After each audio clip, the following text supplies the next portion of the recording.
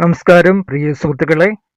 ഇന്ന് ഞാൻ പറയാൻ പോകുന്നത് വളരെയധികം ഇൻട്രസ്റ്റ് ആയ ഒരു കാര്യമാണ്. എന്താന്ന് വെച്ചാൽ, നമ്മുടെ ഉദ്ദിഷ്ട കാര്യത്തിനായി സുബ്രഹ്മണ്യ സ്വാമിക്ക് ഈ പറയുന്ന രീതിയിൽ പുഷ്പാഞ്ജലി നടത്തിയാൽ എന്താണോ നിങ്ങളുടെ ആഗ്രഹം അത് വേഗം തന്നെ നടന്നു കിട്ടും. അതിന് വേണ്ടിയുള്ള കാര്യങ്ങളാണ് ഇന്ന് ഈ പറയാൻ പോകുന്നത്. നമ്മുടെ ജീവിതത്തിൽ നമ്മൾ ആഗ്രഹിക്കുന്ന ചില കാര്യങ്ങളുണ്ട്. എത്ര ശ്രമിച്ചിട്ടും നടക്കാതെ പോകുന്ന കാര്യങ്ങളാണ്. തുടർച്ചയായി തടസ്സങ്ങൾ നേരിടുന്ന കാര്യങ്ങളുണ്ട്. വളരെ പ്രതീക്ഷയോടെ കാത്തിരുന്നിട്ടും വൈകിപ്പോകുന്ന കാര്യങ്ങളുണ്ട്. അത്തരത്തിലുള്ള സമയങ്ങളിൽ പലരും നമ്മൾ ദൈവവിശ്വാസത്തെയാണ് ആശ്രയിക്കുന്നത്. പ്രത്യേകിച്ച് സുബ്രഹ്മണ്യ സ്വാമിയെ ഭക്തിയോടെ വിശ്വാസത്തോടെ ആരാധിക്കുന്നു, ആഗ്രഹങ്ങൾ സഫലീകരിക്കാൻ. ഈ ചില പുഷ്പങ്ങൾ, ഈ പറയാൻ പോകുന്ന പുഷ്പങ്ങൾ കൊണ്ട് സുബ്രഹ്മണ്യ സ്വാമിക്ക് നിങ്ങൾ പുഷ്പാഞ്ജലി നടത്തണം. അത്രമേറെ പ്രാധാന്യമുണ്ട്. ഇത് അത്രയ്ക്കും ആചാരപരമായി നടത്തുന്ന ഒരു പുഷ്പാഞ്ജലിയാണ്. ഇത് നിഷ്ഠയോടെ ഭക്തിയോടെ നിങ്ങൾ ചെയ്താൽ നിശ്ചയമായി നിങ്ങളുടെ ആഗ്രഹം സുബ്രഹ്മണ്യ സ്വാമിയുടെ അനുഗ്രഹത്താൽ വേഗം നടക്കും.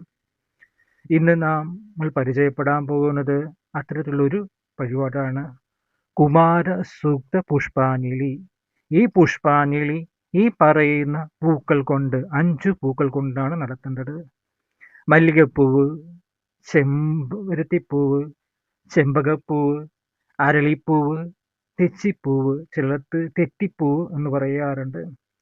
ഈ 5 പുഷ്പങ്ങൾ കൊണ്ട് കുമാര സൂക്ത പുഷ്പാഞ്ജലി സുബ്രഹ്മണ്യ സ്വാമിക്ക് 30 ചൊവ്വാഴ്ചയോ അല്ലെങ്കിൽ പൂയം നാളിലോ അല്ലെങ്കിൽ ഷഷ്ടി ദിവസമോ ഏതെങ്കിലും നല്ല പുണ്യ കാർത്തിക നാളിൽ ഈ ഏതെങ്കിലും ഒരു ദിവസം, പുണ്യ ദിവസം നിങ്ങൾ നടത്തുക.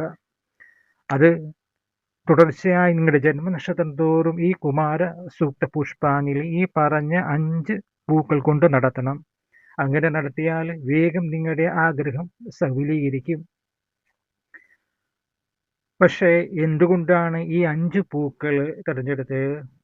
ഓരോ പൂവിനും എന്താണ് പ്രത്യേകത? കുമാര സൂക്ത പുഷ്പാഞ്ജലി നടത്തുമ്പോൾ എന്താണ് പ്രാർത്ഥിക്കേണ്ടത്? എങ്ങനെയാണ് ഭക്തിയോടെ ഈ വഴിപാട് നടത്തുന്നത്? ഇതൊക്കെയാണ് ഇന്നത്തെ വീഡിയോയിൽ ഞാൻ വിശദമായി പറയാൻ പോകുന്നത്. വീഡിയോ അവസാനം വരെ കേൾക്കണം. കാരണം അവസാനം കുമാരസ്വാമിയുടെ, അതായത് സുബ്രഹ്മണ്യ സ്വാമിയോട് പ്രാർത്ഥിക്കാവുന്ന ഒരു ലളിതമായ പ്രാർത്ഥനയും ഞാൻ പറയുന്നുണ്ട്. ആദ്യം നമുക്ക് കുമാര സൂക്ത പുഷ്പാഞ്ജലി എന്താന്ന് നോക്കാം.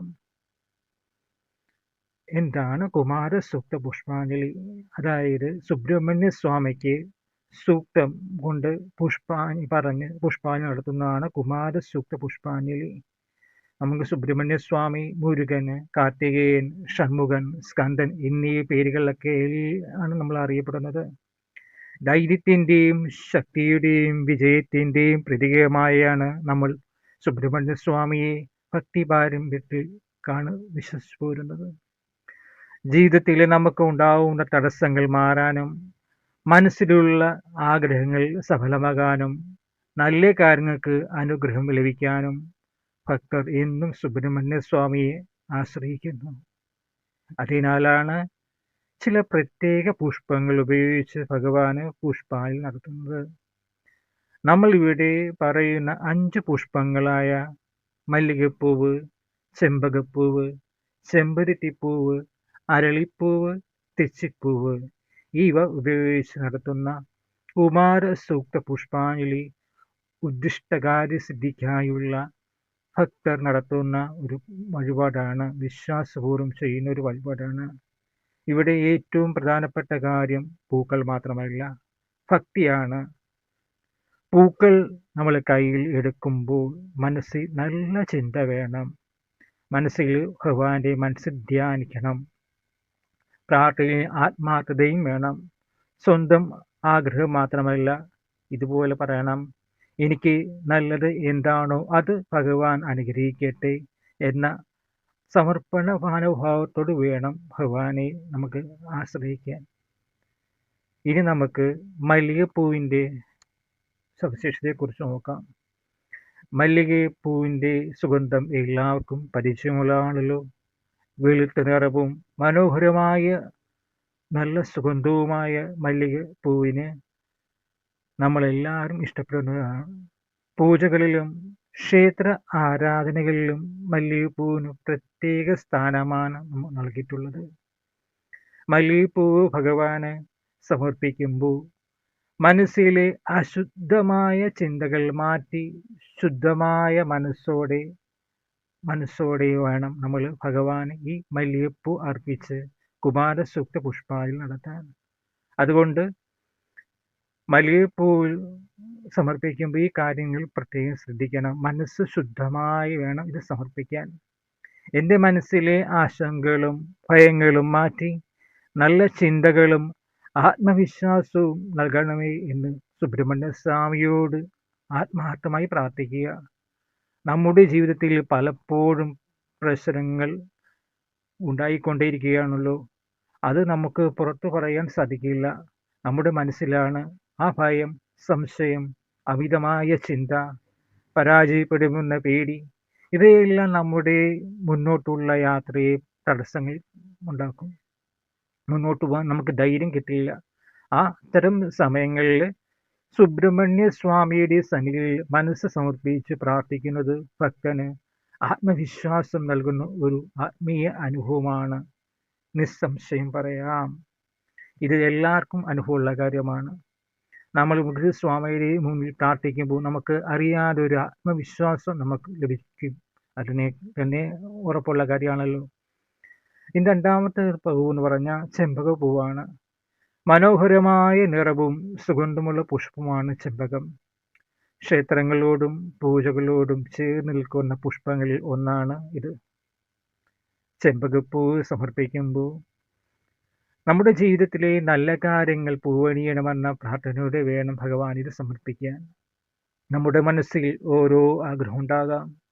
ഒരു ജോലി കിട്ടണം, എൻ്റെ ബിസിനസ് പുരോഗതി പ്രാപിക്കണം, എൻ്റെ വിവാഹ കാര്യം വേഗം നടക്കണം, എനിക്ക് പരീക്ഷയിൽ നല്ല മാർക്കോടെ വിജയം കൈവരിക്കണം, ഒരു പുതിയ സംരംഭം തുടങ്ങണം, നല്ല കുടുംബജീവിതം നയിക്കണം.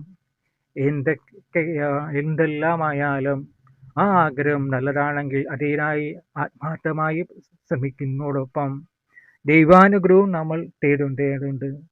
അതുകൊണ്ട് ഈ സുബ്രഹ്മണ്യ സ്വാമിയെ ആശ്രയിക്കുന്നത് ഇതിന് ഏറ്റവും അത്യുത്തമമാണ്.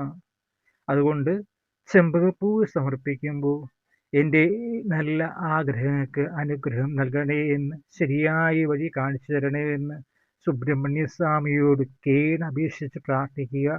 ഭഗവാൻ അത് കേൾക്കും. ഇനി പറയാൻ പോകുന്ന പുഷ്പം എന്ന് പറഞ്ഞാൽ ചെമ്പരത്തി പൂവാണ്. ചുവന്ന ചെമ്പരത്തി പൂ വളരെ ശ്രദ്ധേയമായ ഒരു പുഷ്പമാണ്. ഭദ്രകാളിക്ക് ദേവിക്കും ഏറ്റവും പ്രിയപ്പെട്ട പുഷ്പമാണ് ചെമ്പരത്തി. ഭക്തിയോടെയും ഉത്സാഹത്തിൻ്റെയും ഭാവം നൽകുന്ന പുഷ്പമായി പലരും പറയുന്നു. ഭക്തി പാരമ്പര്യമായി പറയുന്ന ഒരു പുഷ്പമാണ് ചെമ്പരത്തിപ്പൂവ്. സുബ്രഹ്മണ്യ സ്വാമിയെ പ്രാർത്ഥിക്കുമ്പോൾ നമ്മുടെ ഉള്ളിൽ ധൈര്യം ഉണ്ടാകും. കാരണം ജീവിതത്തിലെ അവസരങ്ങൾ വരുമ്പോൾ അവ സ്വീകരിക്കുവാൻ ധൈര്യം വേണം. പ്രശ്നങ്ങൾ വന്നാൽ നേരിടാൻ ധൈര്യം വേണം. തടസ്സങ്ങൾ വന്നാൽ വീണ്ടും നമുക്ക് പരിശ്രമിച്ച് മുന്നേറാൻ ധൈര്യം ഉണ്ടായേ പറ്റൂ. അതിനാൽ ചെമ്പരത്തിപ്പൂ സമർപ്പിക്കുമ്പോൾ നമുക്ക് ഭഗവാനിൽ സമർപ്പിക്കും, നമുക്ക് ധൈര്യമാണ് ലഭിക്കുന്നത്. സ്വാമി ഇങ്ങനെ പറയണം: സുബ്രഹ്മണ്യ സ്വാമി, എൻ്റെ ഭയങ്ങൾ നീക്കി എനിക്ക് ധൈര്യം നൽകണേ, തടസ്സങ്ങളെ അതിജീവിക്കാനുള്ള ശക്തി നൽകണേ. ഇത് ഭഗവാനിൽ സമർപ്പിച്ച് ആത്മാർത്ഥമായി പ്രാർത്ഥിക്കുക. ഉദ്ദിഷ്ടകാര്യസിദ്ധി എന്നത് വെറും ആഗ്രഹം സാധിച്ചെടുക്കുമെന്ന് മാത്രമല്ല. ഇതുകൊണ്ട് ഉദ്ദേശിക്കുന്നത് ആ ആഗ്രഹത്തിലേക്ക് നമ്മളെ നയിക്കുന്ന ശക്തിയും വിവേകവും ലഭിക്കുന്നു ഇതിൻ്റെ ഭാഗമായിട്ടാണ്. ഇനി നമുക്ക് അരളിപ്പൂവിനെ കുറിച്ച് നോക്കാം. ക്ഷേത്ര ആരാധകളിൽ വിവിധ പ്രദേശങ്ങളിലും പാരമ്പര്യങ്ങളിലും അരളിപ്പൂവിന് പ്രത്യേക പ്രാധാന്യമുണ്ട്. അരളിപ്പൂവ് പണ്ട് മുതൽക്കേ പൂജാകർമ്മങ്ങൾ ഉപയോഗിച്ചു വരുന്നു. അരളിപ്പൂവ് സമർപ്പിക്കുമ്പോൾ മനസ്സിൽ ഒരു കാര്യം ഓർക്കണം. ദൈവത്തിന് മുന്നിൽ നമ്മുടെ ആഗ്രഹം സമർപ്പിക്കുകയാണ് ചെയ്യുന്നത്. എനിക്ക് ഇന്നു ഇത് തന്നെ വേണം, ഇത് തന്നെ എനിക്ക് സംഭവിക്കണം എന്ന് നിർബന്ധ ബുദ്ധിയോടെയല്ല നമ്മൾ പ്രാർത്ഥിക്കേണ്ടത്. എനിക്ക് ഇത് വേണം, എനിക്ക് ഇതേ കിട്ടിയേ പറ്റൂ. നിങ്ങൾ ഒരിക്കലും പ്രാർത്ഥനയിൽ ഉൾപ്പെടുത്തരുത്. എനിക്ക് നല്ലതായ കാര്യം എന്താണോ അത് അനുഗ്രഹിക്കണേ എന്ന മനസ്സോടെ വേണം സുബ്രഹ്മണ്യ സ്വാമിയെ നമ്മൾ പ്രാർത്ഥിക്കേണ്ടത്. കാരണം ചിലപ്പോൾ നമ്മൾ ആഗ്രഹിക്കുന്ന ഒരു കാര്യം പിന്നീട് നമുക്ക് നല്ലതല്ലെന്ന് മനസ്സിലാകാൻ സാധിക്കും. അതിനാൽ പ്രാർത്ഥനയിൽ വിവേകവും സമർപ്പണവും അത്യന്താപേക്ഷിതമാണ്. അരളിപ്പൂവ് സമർപ്പിക്കുമ്പോൾ നമുക്കിങ്ങനെ പറയാം: സുബ്രഹ്മണ്യ സ്വാമി, എൻ്റെ ജീവിതത്തിലെ തടസ്സങ്ങൾ മാറ്റി ശരിയായ തീരുമാനം എടുക്കുവാനുള്ള ബുദ്ധിയും ശക്തിയും നന്ന് അനുഗ്രഹിക്കണേ. ഇങ്ങനെ വേണം നമ്മൾ പ്രാർത്ഥിക്കാൻ. ഇങ്ങനെ പ്രാർത്ഥിച്ചാൽ നമുക്ക് അതിനു വേണ്ടിയുള്ള ബുദ്ധിയും ശക്തിയും സുബ്രഹ്മണ്യ സ്വാമി നമുക്ക് തരും. അഞ്ചാമത്തെ പൂവായ തെച്ചിപ്പൂവിനെ കുറിച്ചാണ് ഈ പറയാൻ പോകുന്നത്. കേരളത്തിലെ പൂജാ പാരമ്പര്യങ്ങളിൽ വളരെയധികം പ്രാധാന്യമുള്ള ഒരു പൂവാണ് തെച്ചിപ്പൂവ്. ചെറിയ പൂക്കളായതിനാലും അതിൻ്റെ നിറവും ഭംഗിയും ശ്രദ്ധേയമാണ്. ഭക്തിയോടെ സമർപ്പിക്കുന്ന ഓരോ പൂവിനും അതിൻ്റെതായ ആത്മീയ ഭാവങ്ങൾ ഉണ്ട്. തെച്ചിപ്പൂവ് സമർപ്പിക്കുമ്പോൾ ജീവിതത്തിൽ മുന്നോട്ട് പോകാനുള്ള ശക്തിയും തുടർച്ചയായി ശ്രമിക്കാനുള്ള മനസ്സും നല്ല കാര്യങ്ങളിൽ വിജയിക്കാനുള്ള അനുഗ്രഹവും ഭഗവാനോട് നമുക്ക് പ്രാർത്ഥിക്കാം. ഇവിടെ ഒരു കാര്യം പ്രത്യേകം ഓർക്കണം.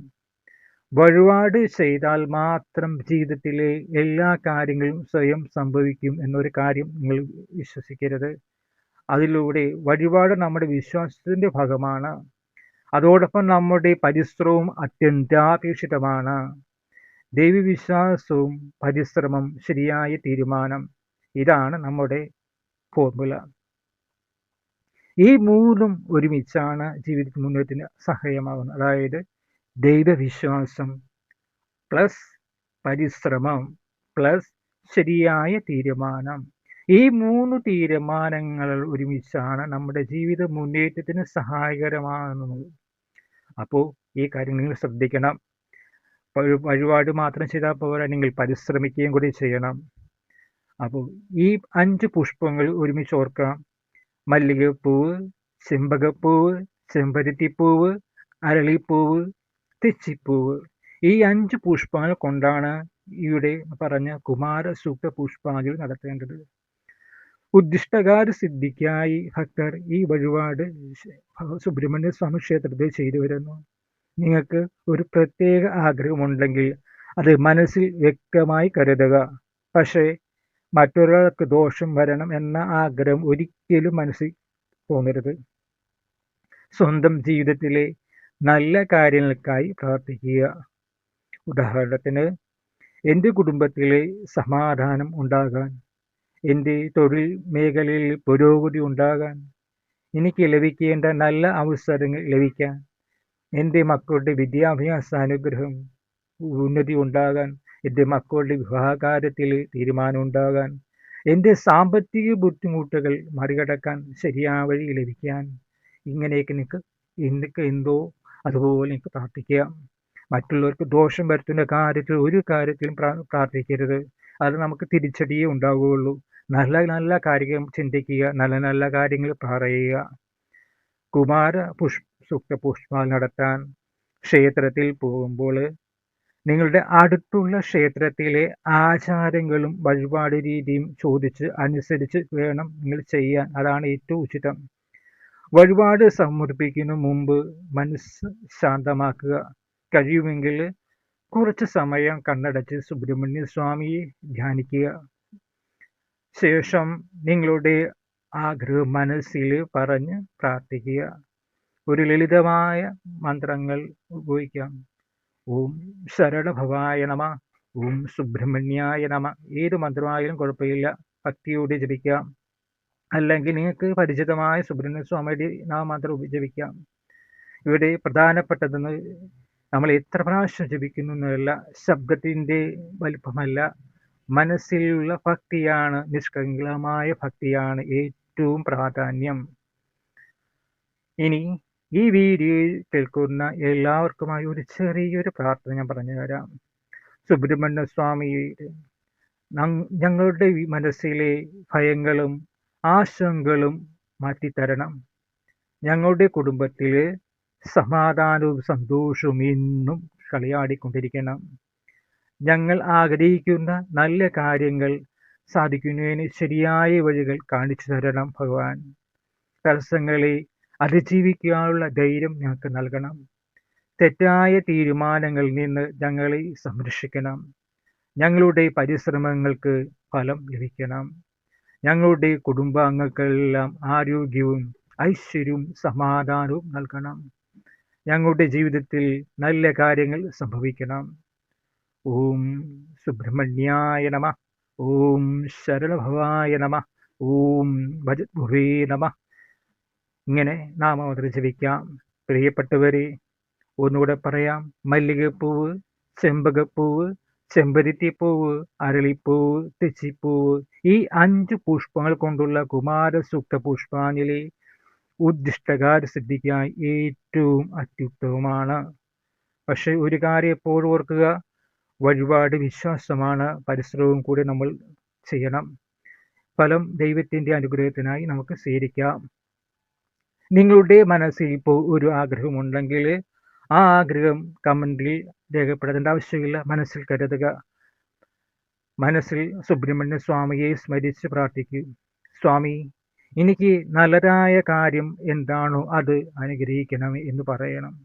വിശ്വാസത്തോടെ മുന്നോട്ട് പോകൂ. നല്ല കാര്യങ്ങൾക്ക് പരിശ്രമം ചെയ്യൂ. നല്ല ചിന്തകൾ എന്നും നിലനിർത്തൂ. സുബ്രഹ്മണ്യ സ്വാമിയുടെ അനുഗ്രഹം എല്ലാവർക്കും ഉണ്ടാകട്ടെ. ഓം ശരണഭവായ നമഃ. ഓം ഭജഗുരേ നമഃ. ഓം. ഈ വീഡിയോ നിങ്ങൾക്ക് ഇഷ്ടപ്പെട്ടാൽ ലൈക്ക് ചെയ്യുക. സുബ്രഹ്മണ്യ സ്വാമിയെ ഭക്തിയോടെ ആരാധിക്കുന്ന നിങ്ങളുടെ സുഹൃത്തുക്കളിലേക്കും ബന്ധുക്കളിലേക്കും ഈ വീഡിയോ ഷെയർ ചെയ്യുക. ഇതുപോലുള്ള ഭക്തിപരമായ വീഡിയോകൾക്കായി നമ്മുടെ ഈ ചാനൽ സബ്സ്ക്രൈബ് ചെയ്യുക. അതുപോലെ നിങ്ങളുടെ അഭിപ്രായം കമൻ്റായി രേഖപ്പെടുത്തുക. എല്ലാവർക്കും സുബ്രഹ്മണ്യ സ്വാമിയുടെ അനുഗ്രഹത്താൽ അവരുടെ ആഗ്രഹങ്ങൾ ഉദ്ദിഷ്ടകാര്യം വേഗം സഫലീകരിക്കട്ടെ എന്ന് ആത്മാർത്ഥമായി പ്രാർത്ഥിക്കുന്നു.